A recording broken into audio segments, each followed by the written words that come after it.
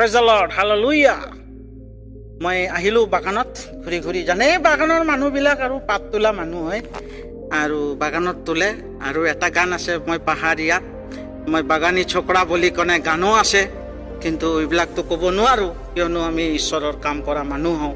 তো এইবিলাক যদি আমি মমেণ্টত দিম, তেতিয়া মানুহবিলাক ভাবিব যে পাষ্টাৰটো কেনে পাষ্টাৰ, জাগতিক পাষ্টাৰ হয়। সেইকাৰণে আমি যিটো চিনবিলাক লৈছোঁ, আজি বাহিৰৰ চিনবিলাক লৈছোঁ। চাব যে ধুনীয়া চিনবিলাক আছে। পিছফালে ব্ৰেকগ্ৰাউণ্ডত পিছত আছে চাহ বাগান, চাৰিওপিনে চাহ বাগান। আৰু চাহ বাগানৰ মানুহবিলাকতো জানে কিমান কষ্টত থাকে, কিমান দুখত থাকে। আৰু 8 ঘণ্টা ডিউটি কৰি ফালে ইহঁতে পাত তোলে। আৰু পাত তোলাৰ পিছত দেওবাৰে একদিন ছুটি পায়। আৰু সেই একদিনৰ ছুটি পাই ফালে ইহঁতে গীৰ্জাত যায়। আৰু ল'ৰা ছোৱালীবিলাক যাই ফালে গীৰ্জাত এটেণ্ড হয়। তো এইটো আমালোকৰ জীৱনত এটা ঈশ্বৰে এটা ডাঙৰ গভীৰ কথা আমালোকৰ ভিতৰত সোমাই দিছে। তো আহক আমি ঈশ্বৰৰ বাক্য চাওঁ। Praise the lord. যোহন 15 অধ্যায় 1 পদ। ময়ে প্ৰকৃতিক দাক্ষালতা, মোৰ পিতৃ খেতিয়ক। আৰু ঈশ্বৰে হৈছে কি কৈছে যে প্ৰকৃতিক দাক্ষালতা, যীশু খ্ৰীষ্টহে প্ৰকৃতিক দাক্ষালতা। আৰু এই দাক্ষালতা প্ৰকৃতিক ঈশ্বৰ হয়। আৰু তাৰ পিতৃ হ'ল খেতিয়ক, অৰ্থাৎ তাৰ পিতৃ হ'ল খেতিয়ক। কেনেকা খেতিয়ক? আপোনালোকৰ ভিতৰত এটা জাগৰণ হৈছে না, খেতিয়ক কেনেকা হয়।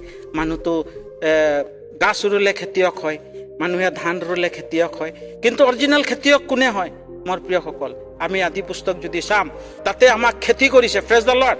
আদমৰ পৰা হাৱাক সৃষ্টি কৰিছে। আমি এটা খেতি, তাৰ হাতত এটা খেতি হওঁ। আৰু তাৰ হাতেদি ফালে আমাক নিৰ্মাণ কৰিছে, আমি তাৰ খেতি হওঁ। আৰু তাৰ খেতিত আমি আজি আছোঁ। আৰু সি আমাক নিৰ্মাণ কৰিছে।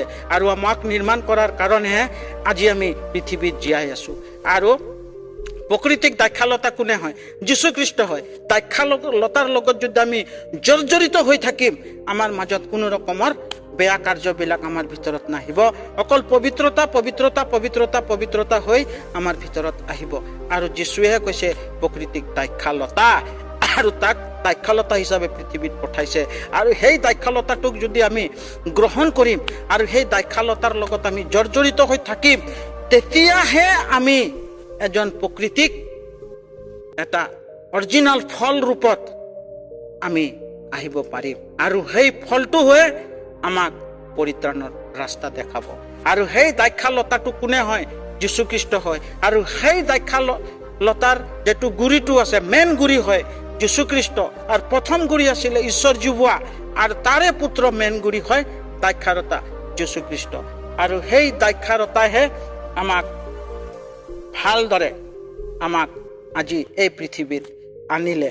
আৰু চাম যে আৰু যি ডালত গুটি ধৰে, সেইবোৰ আৰু অধিক গুটি ধৰিবলৈ পৰিষ্কাৰ কৰি দিয়ে। আৰু যি গাছত গুটি ধৰে, আৰু সেই গুটি থকা ডালবিলাক ঈশ্বৰে আকৌ পৰিষ্কাৰ কৰে।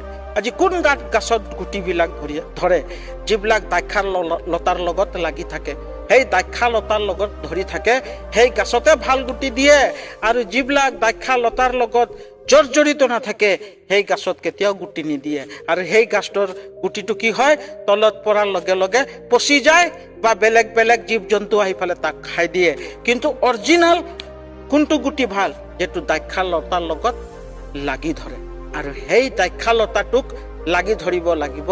আৰু সেই দাক্ষালতাৰ অৰ্থ হ'ল আমি ঈশ্বৰৰ ছাটত লাগি ধৰিম। ঈশ্বৰৰ এটা উদাহৰণ চিষ্টেম আমি বাইবেলত পাওঁ যে ঈশ্বৰৰ এটা দাক্ষালতা, আৰু দাক্ষালতাৰ লগত যদি আমি এটা জৰ্জৰিত হওঁ, এটা গছত বিভিন্ন ফল ধৰে, তাতে চব ফল ধৰে। আৰু চব ফলৰ অৰ্থ কি? সমস্ত জাতি ধৰাইছে, সমস্ত জাতি ধৰাইছে। আৰু সমস্ত জাতিহে দাক্ষালতাৰ গুটিটো ধৰি ৰাখিব পাৰে। আৰু যীশুখ্ৰীষ্ট দাক্ষালতা। আৰু এই দাক্ষালতাৰ যোগেদি মানুহে ঈশ্বৰক গ্ৰহণ কৰিব পাৰে। আৰু এই দাক্ষালতাটোক যদি আমি ধৰিছোঁ, আমি পোনপটীয়াকৈ ধৰিব লাগে। আৰু সেই পোনপটীয়া কৰি ধৰিলেহে আমি ঈশ্বৰৰ কাম কৰিব পাৰিম। আৰু এই দাক্ষালতাহে ঈশ্বৰে হয়। আমি অনেক ৰকমৰ প্ৰচাৰকবিলাকৰ মুখৰ পৰা শুনিছোঁ, প্ৰচাৰকবিলাকৰ কথা শুনিছোঁ, কিন্তু আমি বাইবেলক আমি ফ'ল' কৰিব লাগে যে দাক্ষালতা ঈশ্বৰ হয়। আৰু সেই দাক্ষালতাক আমি ভাল কৰি নিজৰ হৃদয়ত আমি নিপুণ কৰি যদি ৰাখিব পাৰিম, তেতিয়াহে আমাৰ গুটিটো ভাল ধৰিব, আমাৰ সন্তানবিলাক ভাল হ'ব আৰু ফলবিলাক ভাল দিব। আৰু আমি যদি গুটিটোক ভাল কৰি ৰাখিম, আমাৰ ল'ৰা ছোৱালীৰ মাজত MA পাছ, BA পাছ, BCom পাছ কৰিব আৰু ডাঙৰ ডাঙৰ চৰকাৰী চাকৰি কৰিব পাৰিব। কাৰ যোগেদি? এই দাক্ষালতাৰ গুটিৰ যোগেদি। আৰু সেই গুটিটো হ'ল মেইন দাক্ষালতা হ'ল ঈশ্বৰ, আৰু আমাক বনাইছে ঈশ্বৰে, আমাক গুটি। আৰু সেই গুটিটো আমি যদি ভাল কামত লাগাম, তেতিয়া ঈশ্বৰে আমাক আশীৰ্বাদ কৰিব। কিন্তু মোৰ প্ৰিয়সকল, আজি এই গুটি থাকোঁতে আমি আজিৰ তাৰিখত আমি ভাল কামত লগাব পৰা নাই। আজি আমি বেয়া কামত লগাই আছোঁ, গুটিবিলাক বেয়া বেয়া কাৰ্যত লগাই আছোঁ, আৰু বেয়া বেয়া নজৰত আমি চলি আছোঁ। এই বেয়া বেয়া নজৰত, বেয়া বেয়া কাৰ্যত আমি চাই আছোঁ। এই বেয়া বেয়া নজৰ, বেয়া বেয়া কাৰ্যতে আমাৰ এই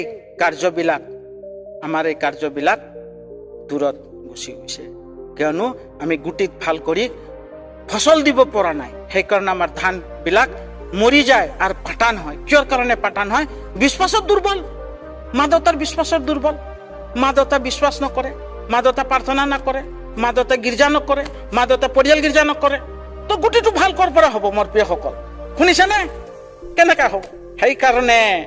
সেইকাৰণে কৈছে যে গুটিটো ভাল হ'ব লাগিব, লগত মা দেউতা ভাল হ'ব লাগিব। তো মা দেউতা হ'লেহে গুটিটো ভাল হ'ব।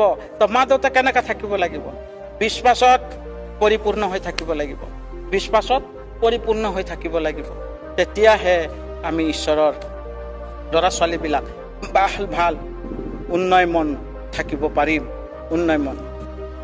তো সেই দাক্ষালতাটো কেনেকুৱা হ'ব লাগিব? মেইন দাক্ষালতা আমালোকৰ কাৰণে পিতৃ আৰু মাতৃয়ে যদি আমি ভালদৰে ঈশ্বৰৰ বাক্যটোক পঢ়ি ফালে নিজৰ ল'ৰা ছোৱালীক ভালদৰে যদি জ্ঞান দিম, সেই গুটিৰ পৰা আৰু এটা গুটি উৎপন্ন হ'ব, আৰু সেই গুটিৰ পৰা আৰু এটা গুটি উৎপন্ন হ'ব। কেনেকুৱা হ'ব মোৰ প্ৰিয়সকল? জানে কেনেকুৱা হ'ব? এনেকুৱা হ'ব যে আমাৰ মা দেউতাহে প্ৰথম আমাৰ আৰ্শী দেখি ফালেহে ল'ৰা ছোৱালী ভাল হ'ব, আৰু আমাৰ আৰ্শী যদি বেয়া আছে, ল'ৰা ছোৱালী বেয়া হ'ব। সেইকাৰণে বাইবেল কৈছে, মই প্ৰকৃতিক দাক্ষালতা। তো দাক্ষালতাৰ উদাহৰণ হিচাপে মা দেউতাক, আজি জগতৰ মা দেউতাক দিছোঁ। কিয়নো দাক্ষালতা সিহঁতেই হয়। তাৰ মাৰ গৰ্ভৰ পৰা আমি পৃথিৱীত জন্মগ্ৰহণ কৰিছোঁ, আৰু দেউতাৰ যোগেদি আমি পৃথিৱীত আহিলোঁ। তো আমাক মা দেউতাৰ যিটো চলন হ'ব লাগে, কেনেকুৱা হ'ব লাগে? আত্মিকতাৰ চলন হ'ব লাগে।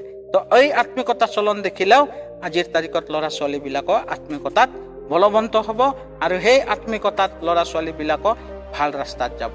কিন্তু আজিৰ যুগত চাইছোঁ, আজি আমাৰ খ্ৰীষ্টানৰ ভিতৰত চাইছোঁ, আজি আমাৰ বেলেগ সম্প্ৰদায়ৰ মাজতো চাইছোঁ, একে চলি আছে। এইটোও দাক্ষালতা বেয়া হৈ গ'ল, এইটোও দাক্ষালতা বেয়া হৈ গ'ল। কিয়নো আমাৰ খ্ৰীষ্টানৰ ভিতৰতো বেছি দাক্ষালতা বেয়া হৈ গ'ল। দাক্ষালতা নাই। কিয়নো নাই? কিয়নো ইহঁতে অপথত গুচি গ'ল, উল্টা হৈ গ'ল। উল্টা হোৱাৰ কাৰণে আজি আমাৰ মাজত গুটিটো পচি গ'ল, গেলি গ'ল, আৰু গুটিটো বেলেগে খাই দিলে। তো সেইকাৰণে গুটিটো বেলেগ খোৱাৰ আগতে আমি নিজকে জাগৰণ হ'ব লাগিব, মা দেউতাৰ ফল' কৰিব লাগিব। মা দেউতা সৰুৰ পৰা আজি বাগানত কাম কৰি ফালে আপোনালোকক কিমান পঢ়া লিখা কৰাইছে, ঘামটো পেলাই ফালে, মাটিত পেলাই ফালে আপোনালোকৰ কাৰণে ইমান কম দৰমাতে আপোনালোকক পঢ়াই, BA MA MSc BCom পঢ়াইছে। কিন্তু আপোনালোকে কি কৰিছে? তাৰ যুগতে আপোনালোকৰ নিজৰ জীৱনটোক শয়তানৰ হাতত দি দিছে। আজি মদত, গাজাত, ভাঙত আপোনালোকে জড়িত হৈ আছে। তো কেনেকুৱা হ'ব? তো দাক্ষালতাটো, তো মা দেউতা বিশ্বাসী আছে আৰু আপোনালোকেও বিশ্বাসী হৈ গ'ল। কিহৰ কাৰণে? যে আপোনালোকে দাক্ষালতাৰ বস্তুটো আপুনি চিনিব নোৱাৰিলে। সেইকাৰণে মোৰ প্ৰিয় আপোনালোকে বাইবেল পঢ়ক, আৰু বাইবেলৰ পৰা জ্ঞান লওক। আৰু বাইবেল কি কৈছে? দাক্ষালতা মেইন হ'ল যীশুখ্ৰীষ্ট, আৰু যীশুখ্ৰীষ্টৰ যোগেদি যে আমি এদিন ভাল ফল হ'ব পাৰিম, হয়তো ফল ধৰাৰ কাৰণে আমি নিজকে চেষ্টা কৰিব লাগিব, আৰু আমি সদায় বাইবেল পঢ়িব লাগিব, প্ৰাৰ্থনাশীল হ'ব লাগিব, আৰু প্ৰাৰ্থনাত জড়িত হৈ থাকিব লাগিব, আৰু আমি পাষ্টাৰবিলাকৰ লগত বহিব লাগিব, পাষ্টাৰবিলাকৰ লগত কথা পাতিব লাগিব, পাষ্টাৰবিলাকৰ লগত আমি চলিব জানিব লাগিব। তেতিয়াহে আমি এদিন ভাল মানুহ হ'ম আৰু প্ৰকৃতিক দাক্ষালতা হ'ব পাৰিম। আৰু যদি আমি জাগতিকৰ লগত যদি থাকিম, আমি কেতিয়াও দাক্ষালতা হ'ব নোৱাৰোঁ। আহক মোৰ প্ৰিয়সকল, আজিৰ যি সুন্দৰ বাক্য আমি আপোনালোকৰ ওচৰত যি প্ৰচাৰ কৰিলোঁ এই বাক্য সেইজনক আপুনি শ্বেয়াৰ কৰিব, লগতে বাক্যটোক শ্বেয়াৰ কৰিব আৰু লাইক